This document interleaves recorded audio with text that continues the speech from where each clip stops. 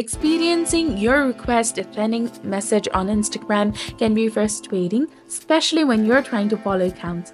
This issue often arises due to Instagram's automated systems flagging certain activities as suspicious or spam like. To address this problem, consider following the steps. First of all, avoid the rapid actions, such as engaging in rapid or repetitive conditions, such as following or unfollowing many accounts in a short period, can trigger Instagram spam detection. To avoid this, space out your activities and avoid using the third party automation tools as well, and ensure that your account hasn't been restricted or flagged for violating Instagram's community guidelines.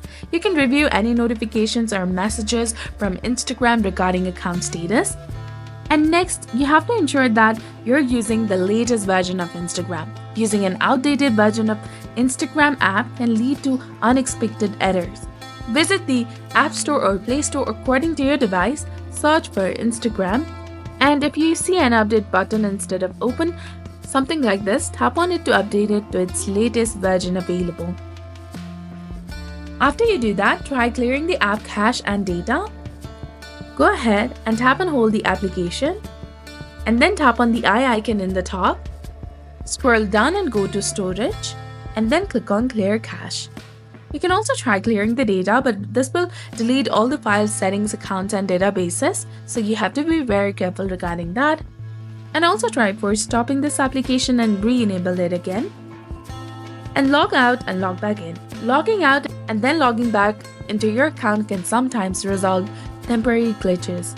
And if the issue still persists, reach out to the Instagram support team through the app. You can describe the issue in detail and submit the report. And in some cases, the your request is pending message may be temporary. Waiting 24 to 48 hours before attempting to following accounts again can help. Last but not least, you can also try uninstalling the application completely from your device and reinstall it using the Play Store or App Store. So this was all about it. If you found this guide helpful, please like, share, and subscribe.